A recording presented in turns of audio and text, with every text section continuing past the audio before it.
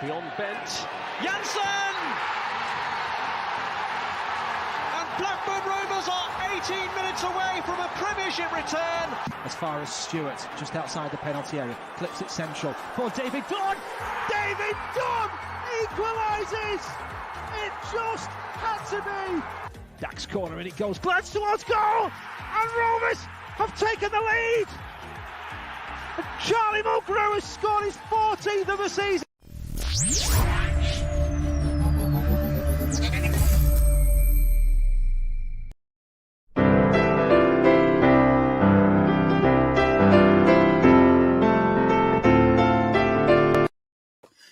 Good evening, Rovers fans, and welcome to another edition of On the Other Side, live with me, Ryan Hildred from Rovers Chat. And it's day 9 of the Rovers Chat Advent Calendar, as you just saw on that graphic there. And we will keep the content coming all through this very festive month. And last time out, it was a great Derby Day victory for Rovers, wasn't it? As we beat Preston at home, finally, after the last few years of not doing so. And now it is on to our toughest away game of the season so far, as the informed Rovers travel to promotion favourites Bournemouth. And giving us the lowdown on Bournemouth is Kirk from the Cherries Red Army YouTube channel. How are you doing tonight, Kirk? Yeah, no, very, very well, Ryan. Thanks for inviting us on. No, thank you for joining us, mate. Really good to have your insight on Bournemouth tonight. And I know there's lots of Rovers fans looking forward to the game and watching us pit ourselves against Bournemouth, who are up there rightly. So we'll get stuck into the preview in a moment. Rovers fans watching, if you're not subscribed to our YouTube channel, please, of course, hit that subscribe button. Please turn on all notifications using that bell icon. And please give this video a big like for us. Super Chat is available as it always is. Big thank you to our sponsors, Blue Rose Capital and 6yardsout.com. And then the final big reminder, last week we did launch the John Buckley very special podcast. That kickstarted all of the charity fundraising for this month. We really want to raise lots of money for the Sporting Memories Foundation. So please go and visit rcdonate.com if you haven't donated yet. Going to be lots of prizes up for grabs towards the end of this month on the 22nd. So go and check that out. Make your donation. Every £1 equals a raffle ticket. And you can win a John Buckley signed shirt, amongst other things. So there we go. Go and check that out. So that's all the niceties done, Kirk. Let's make a start on this preview. I've spoken to Fulham and West Brom fans this season, Norwich and Watford fans last season. And I think the general consensus these days is that teams who are just relegated, or like Bournemouth, maybe in their second season down, are just so strong in the Championship now. And the pandemic and Premier League money just really starting to open up that gap between the Premier League and the EFL. But actually, Bournemouth's rise up to the Premier League first time round was built on that kind of plucky underdog story, wasn't it? So how do you think the club is now coping with the tables turned and you're one of the bigger fish at present in the Championship pond? Yeah, because it really was. And it was a team built of League One, League Two players that just excelled in the Championship in 2 seasons and then got to the Premier League. But, you know, once we were in the Premier League, we then steadied ourselves and then better, bigger players came in. But then there was different challenges ahead. And 5 years after that, we would end up back in the Championship. We had a very, very good side last season, had a very good chance of going up. But maybe that side had a lot of individuals, talented players, but maybe collectively as a team, it just didn't have enough to get over the line. I think this team's very different. A new manager, a manager with a plan, probably someone that we needed after Eddie Howe left the club. And it's been a mixed bag. Bournemouth fans would have taken second after 21 games, would have bit your hand off. Absolutely. But this squad's very different, very familiar. And we have given ourselves a really good chance this season. But you're taking us on probably at a good time. Ah, well, we like to hear that. And actually, just hearing you talk there, you've picked on some of the stuff that I did, you know, just in the prep, looking at you guys, you know, first thing over those last few years, and particularly when Eddie Howe was there, as you say, you had that reputation of playing that nice attacking football. But actually this season, if I look at the start you've made so far, you know, although you have scored the second most in the league, you know, you've scored lots of goals, you're actually mid-table for shots per game, and you've conceded the joint least goals as well alongside Fulham. So has there been that noticeable shift this season to just keep it tighter and rely on that quality a bit more sparingly and actually when you need it, rather than maybe dominating sides like you might have done last season? Yeah, 21% conversion rate in front of goal. But in the last sort of 6 or 7 games, there's been periods where we've gone in at half time with one shot on target. There's Yeah. only been the odd game where we've had 2 or 3. And that was maybe Derby, where we lost 3-2, but we had 4 shots on target in the first half. It's very much that we do try and score in the first half. We're very slow to get going, but we're very clinical when we get those chances with that 21% conversion rate.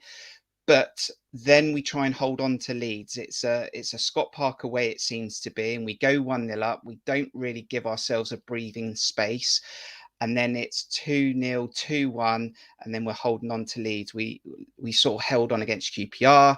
We got the win against Luton. Travers bailing us out a few times, and then since the last international break, it's really sort of bit back a little bit, and we've been dropping points. I think it was something like 6 games now. We've dropped points from winning positions.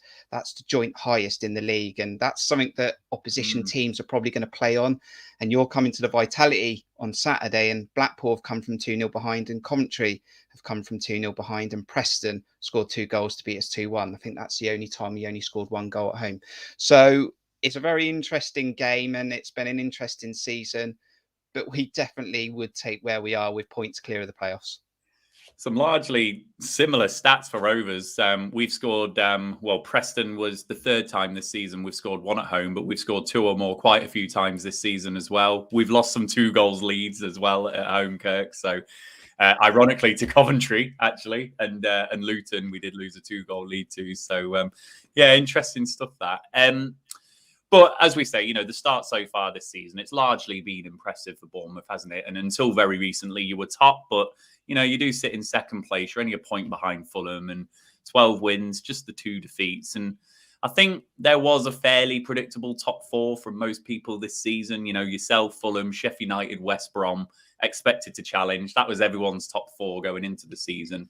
The latter 2 have struggled. Sheffield United and West Brom have struggled at times. So how have you viewed the start so far, with you right up there, as you say?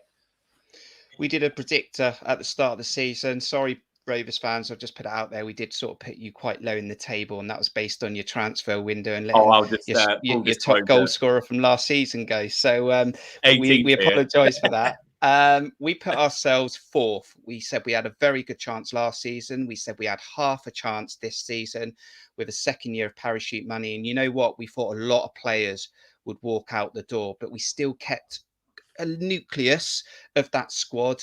We sold Danjuma, but then we brought in players like Gary Cahill with experience. We've been able to bring in Ryan Christie, which is an absolute steal from Celtic. And then you've got the likes of Jamal Lowe, who doesn't actually play a lot. He still scored goals when he's came on or had the odd start, but really he's a squad player. And you look at our side, and we have sort of been depleted of players, especially in defence in recent weeks, but we still, when you put it on the pitch and you do your build lineup app, your chosen 11, you still think that's quite a strong Bournemouth side in the Championship. Now I'm not sure if that's because maybe, like you said at the start of the video, that this is a different Championship this season, maybe due to COVID.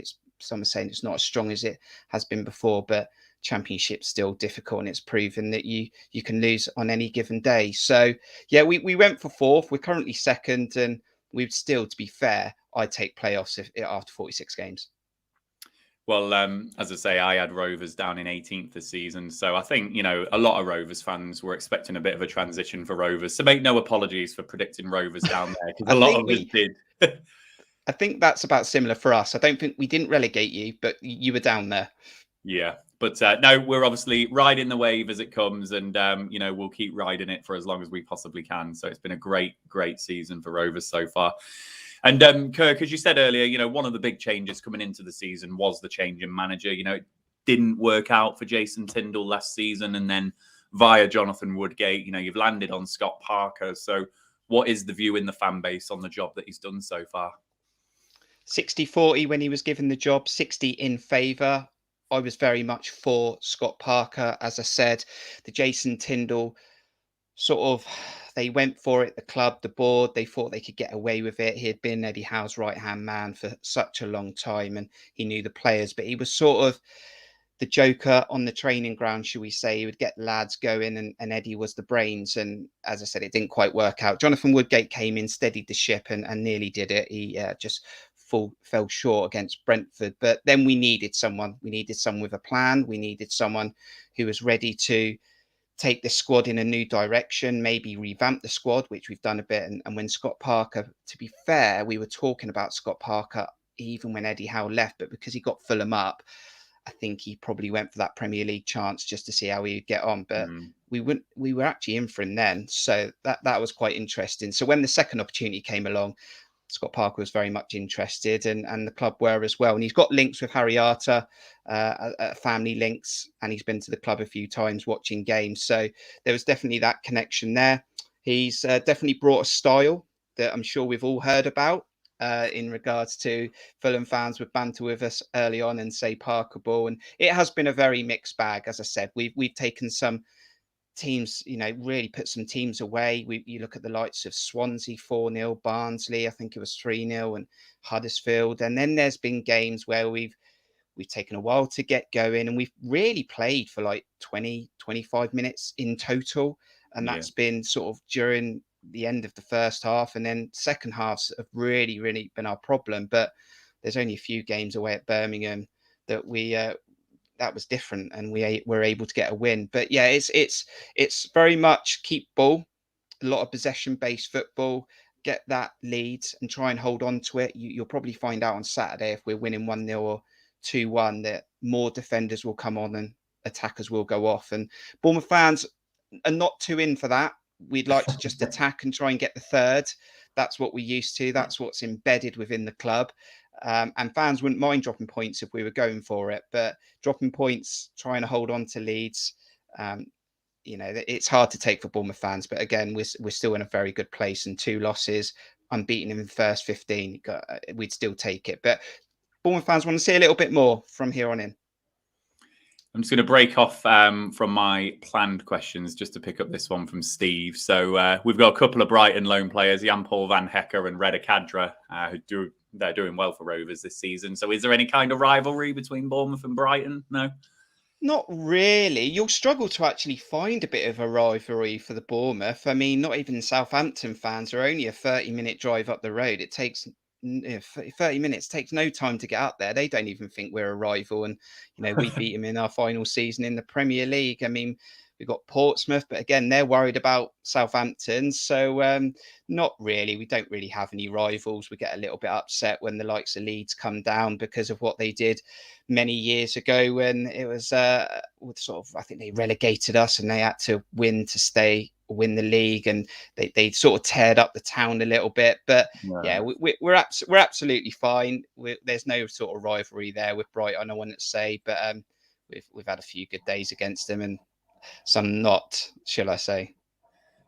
And just before we move to focus on the players, here's just a summary for Rovers fans of where Bournemouth are this season. As I say, shots per game, mid-table. That's not far off Rovers. Bournemouth 13th, Rovers overall for shots per game 20th, with 10 shots per game. So, Bournemouth are clinical, as Kirk has said, because 37 goals for, second overall. That's good. Good defence with the goals against, as we said. And as Kirk said, Bournemouth do like possession of the ball, 5th overall. So good little summary there of everything Kirk's been saying. So let's move to focus on to the players then, Kirk. And an obvious place to start for me is the top goal scorer, Dom Solanke. He's taken some flack in the last few seasons, hasn't he? But he is just 1 goal behind our man, Brereton Diaz, and he's getting all the plaudits. So what is the difference in Solanke this season? And do you think he's getting the credit that he deserves? And it was the battle of the strikers last weekend, and he won that one. So he's eyeing up Brereton already. So, and 1 goal just behind. Yeah, Dom Solanke came in for a lot of money, a lot of expectation. Thought he would hit the ground running. We bought players from Liverpool before that's not quite worked out. And he was playing second fiddle to Callum Wilson in the Premier League, and that probably didn't help him. The minute Callum Wilson left the door, it was Dom's chance, and it was sort of like, you're the main man now, it's time to step up. And Championship level for me was going to be his standard last season. He hit 15 goals and his all-round game improved. Sometimes he would just sort of head down and hit the ball instead of go for angles. And that's where he probably didn't get us into 20 and 25 goals. I said last season, if Dom could really shoot us to 20, 25 goals individually, we'd be right up there and we could have even got automatics. But some fans very much love him. Some fans are very much challenging him. And I'm one of them to get to 2025 because we will be in a very, very good chance. But he's definitely stepped up. We'd like to see if he can do it in the Premier League. As a club, we've got to get back there first. But yeah, he's very much a striker that you'll see that will press for Scott Parker. He's a worker. He tries to hold the ball up. He does much more than just scoring goals, although he's only got 1 assist. But he's very much a team player. He's a great lad and someone who's very rarely injured. And this is why he should be getting to 20 goals. Interesting. I hadn't quite picked up on the injury side, but we'll see how he does on Saturday, of course. Battle of the strikers. The other players I've picked out are focused on the assists here, but just to say, you know, Philip Billing has got 7 goals and Jaden Anthony's got 6 goals. So, you know, they're contributing goals as well. But yeah, 3 key performers for you this season in terms of assists. You know, Ryan Christie, 5 assists. Philip Billing, 4 assists, and Jaden Anthony, 4 assists there. You know, we've just included that on the graphic. So 3 impressive performers. So talk to us about what these 3 bring to the Bournemouth attack and what are Rovers going to have to watch out for on Saturday. And whatever defence we can put out on Saturday, we'll try and win this match, because going forward, this is where your problem's going to lie, Rovers, because once you go past that halfway line, you've got Philip Billing, like you've said, 7 goals, a man that likes to score goals at Dean Court Vitality Stadium, has 5 out of his 7, 4 assists, and he's very effective. He normally gets that freedom of the centre of the park ahead of Lerma and whoever the holding midfielder is, whether that's Kilkenny, Lewis Cook or Ben Pearson, and he'll just roam around, and then he'll look to bring Christie into the game, Jaden Anthony, a guy that has stepped up alongside Jordan Zamora down that left-hand side in the first part of our season, and he's got pace, he's got trickery. I think he was voted Player of the Month this last month for November. And there's goals. The only thing that Christie's missing is a goal. So 5 assists, but he's looking for his first goal and he's had plenty of chances. But Christie's someone that has that little bit of trickery, he has that eye, and he can sort of feed a ball through the needle of an eye, shall we say, and he'll try and pick out Dom. He'll try and see Billing coming in late into the box. And we've got goals in our team. As I said, I think it's only 1 game we haven't scored at home twice. So we score lots of goals at home. But at the moment, we're also conceding them for a change. So, yeah, lots of talent going forwards, and we just need to get them involved earlier on, because the first 20 minutes, we take a while to get going, but we just then suck a punch and score the first goal in the game. And where did Jaden Anthony come from? So, I mean, you know, losing Danjuma was a big blow for Bournemouth. You know, I don't know if that was rumoured at all, but I found it a surprise when he left you. I thought he'd be around again. So Anthony's obviously stepped into those shoes pretty well. So where did he come from? Yeah, I think it's Arsenal. In the youth years, academy years, then he came through the development of AFC Bournemouth, and he's come up with the likes of Jordan Zamora, which is why they've got such a connection. So at the Bournemouth development squad, they did very well last season, and sort of by default, him and Jordan Zamora got thrown into this squad. If you look at that first game against West Brom, the bench was very youthful, and it was sort of like Scott Parker was still trying to wheel and deal in the transfer market whilst trying to get through a few championship games. But what he didn't realise was that Anthony and Zamora, and I'll keep bringing Zamora into it because they're such a partnership, although Zamura's injured at the moment, is that they hit the ground running. They've been absolutely fantastic. They're youthful. They connect. They'll do the dog work as well as do the stuff that they like to do, which is get assists and goals. And yeah, he's a player that's definitely grew his value. I think he's sitting on an okay contract, which is quite fortunate, because there was talk of maybe them being still on a development contract, but I think he's all right. Might need to check that one. Jordan Zamora might need a new deal. But yeah, it's a player that's definitely been a great value to us and solved the Danjuma problem. But as I said, Danjuma's he was a different player. He was all about himself. If you look on Instagram, it's all about Danjuma.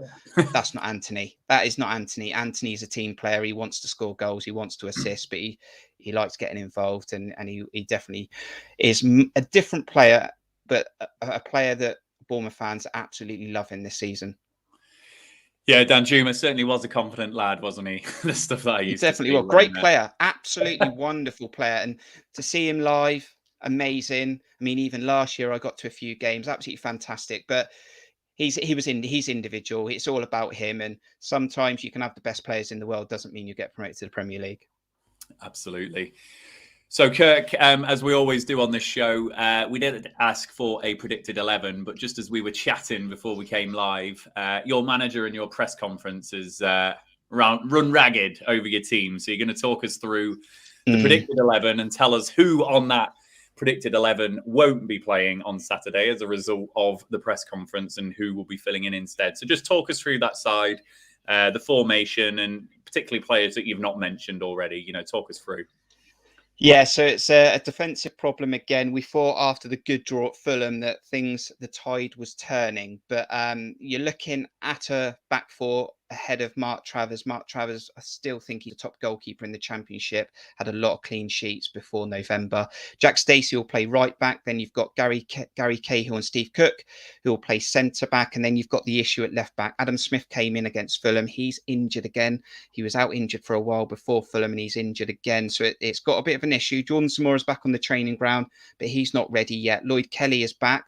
Not really a left back. Bournemouth fans will happily see him at left back, but he's now a centre back for AFC Bournemouth. But he's also not up to match fitness. So it's going to be either Leif Davis or potentially Robbie Brady will play there. I can also throw in another curveball, which a lot of Bournemouth fans probably won't want to see, and that's a back three. But we won't go down that road, but there you might see a back three as another option. But let's stick with the back four.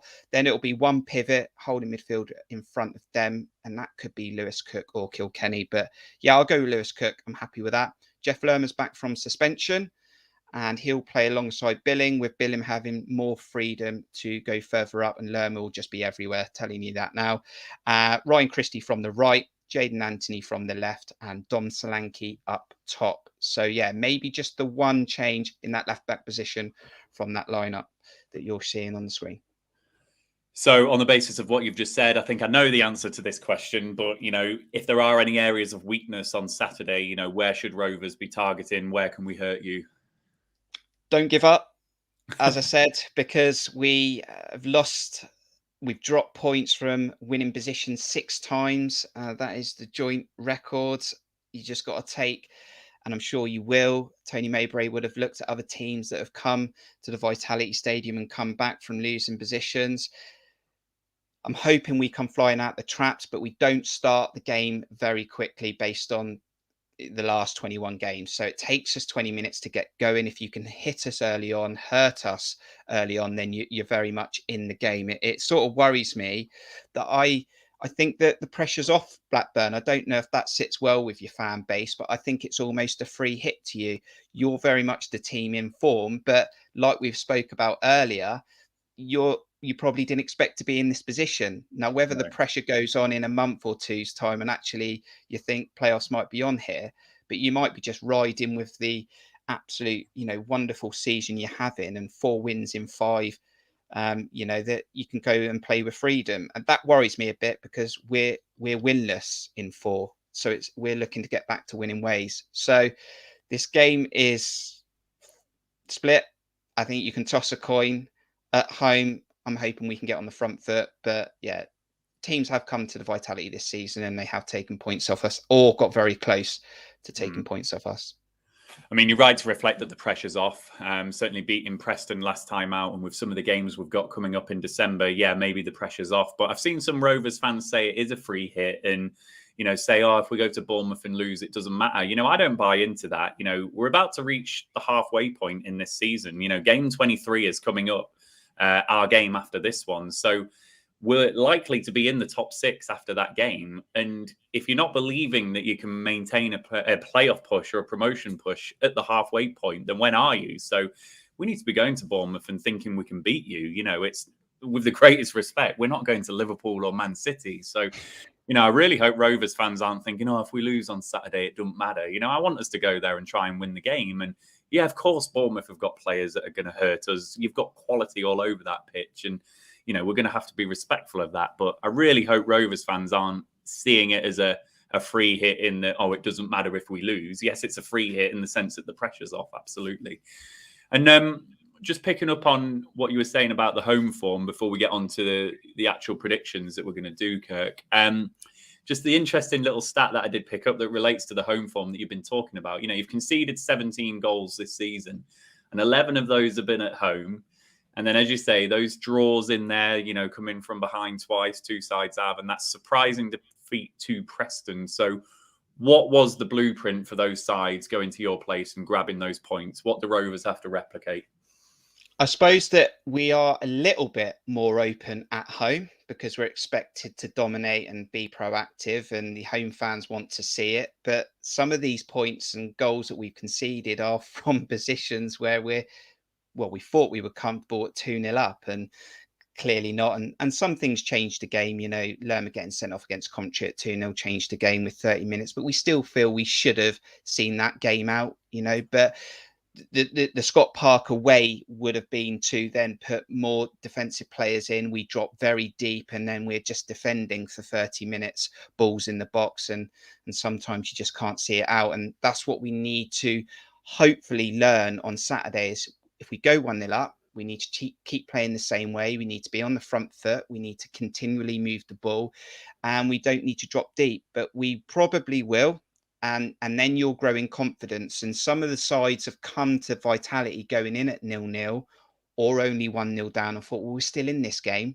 And they grew in confidence. And we've sort of played into opposition's hands. And that's what we need to stop doing. We need to sort of put a lot of these teams away. And the few times we've done it, we've really hurt some football teams like Swansea and Huddersfield, as I said. So, yeah, it's will Scott Parker change? I'm not sure.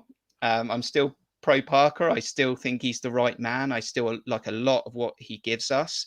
But some fans are just getting a little bit frustrated at the moment with not putting these games to bed and allowing the opposition to come back into the game and then us defending 10 in our box in the last 20 minutes. So, yeah, that's what I'm sure Tony Mowbray will know. He would have done his homework. If it's different on Saturday, we'll see. But I hope Bournemouth, we get on the ball and we can really hurt you, because going forward, we've got fantastic players. And I think that's got to be our form of defence. Yeah, you'll definitely have the ball. Rovers are, second to bottom overall possession stats this season. And if I just click away from home, we could actually be bottom overall for possession.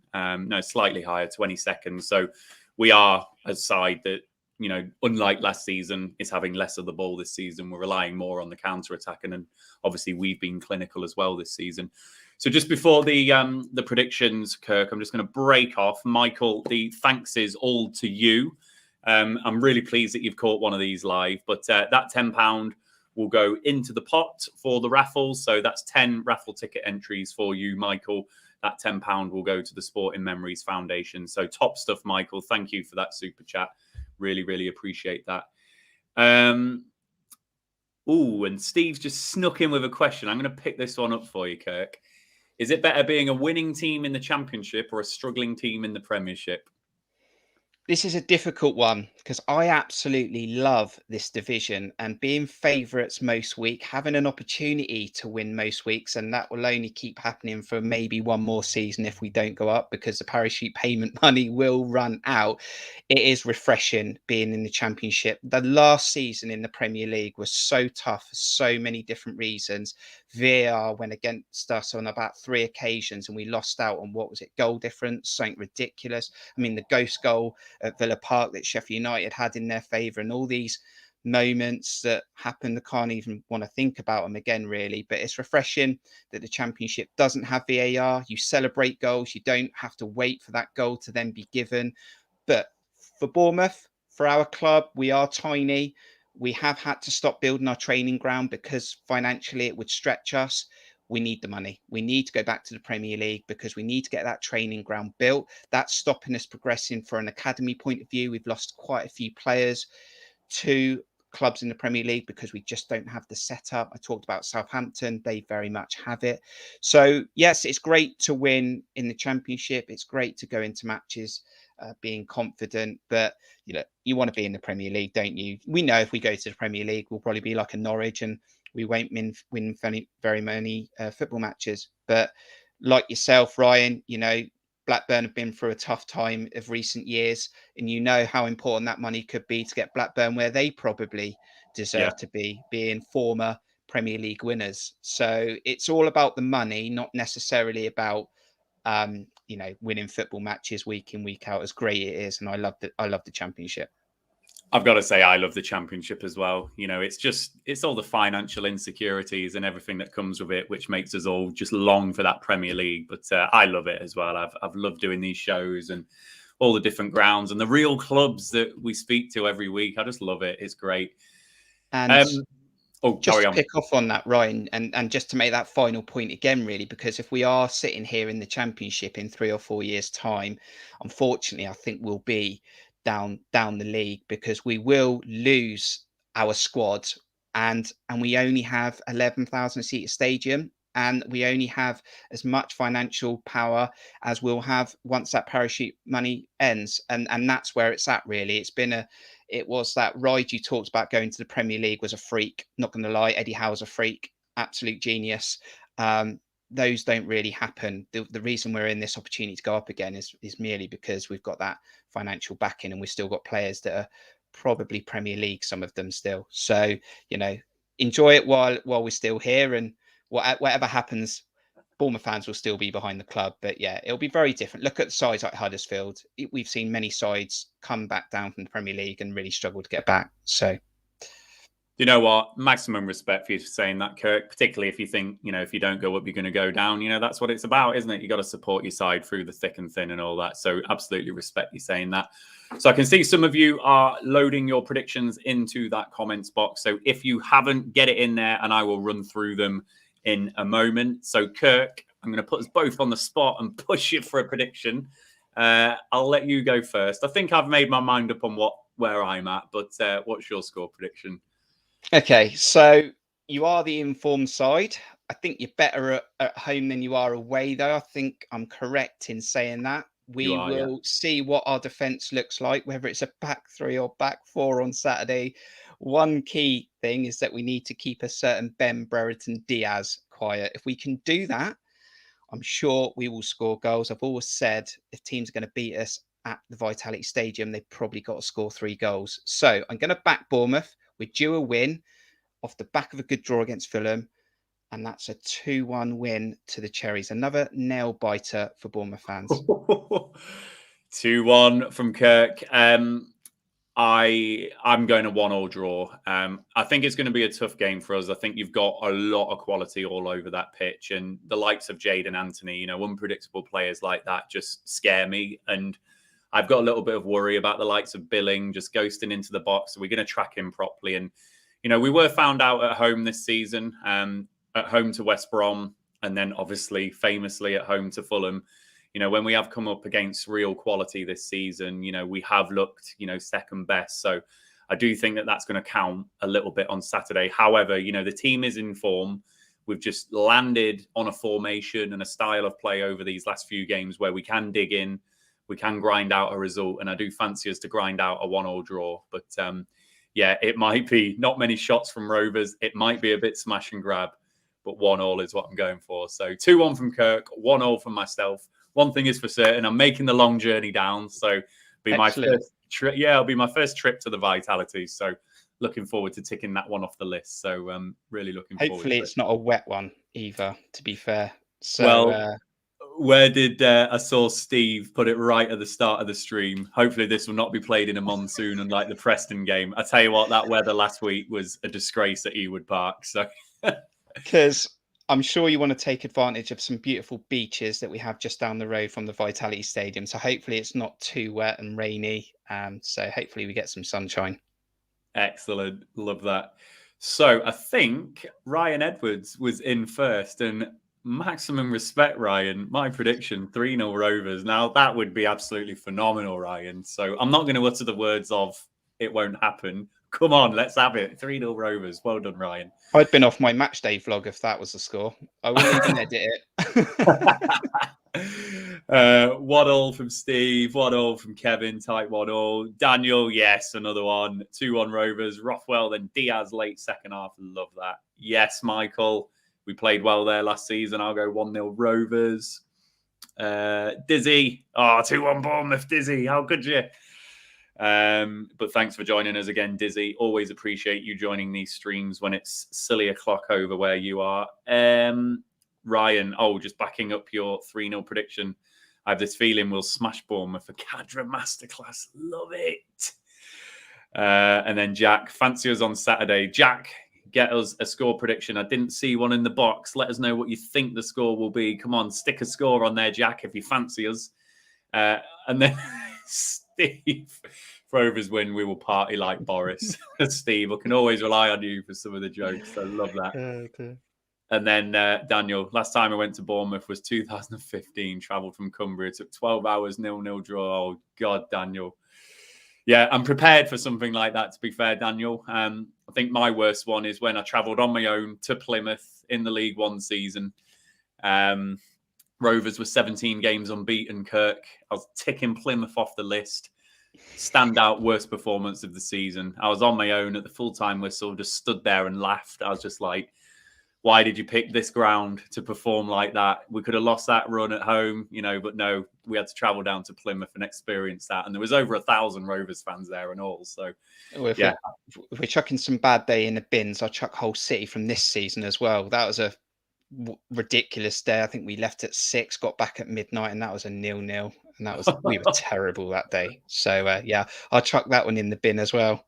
There we go. So I'm hoping Jack is going to put his prediction in just before we finish the stream. But before, whilst I wait for that, I'll just say thank you to you, Kirk, for joining us and giving us some really good insight on Bournemouth. I've got a real good feel for your side after all of that. So thank you for joining us and giving up your time this evening.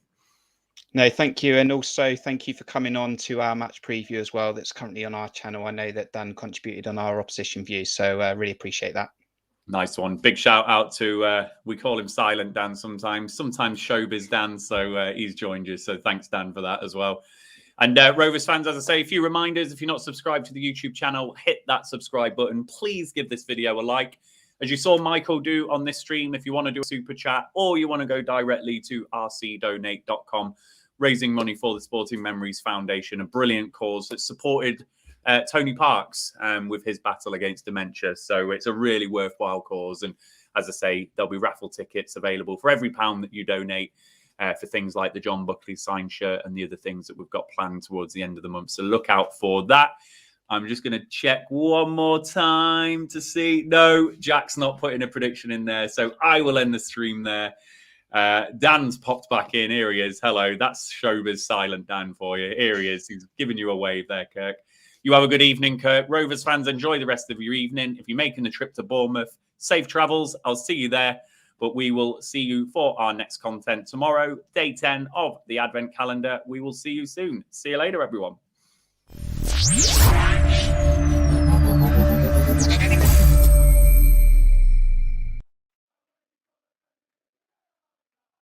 The Rovers Chat YouTube channel is proudly sponsored by 6yardsout.com. They've got retro football from every era with mugs, phone cases and much more. They also have plenty of Rovers goods, including apparel with the famous 94-95 season and this season's kit. Check them out using the link in the description below.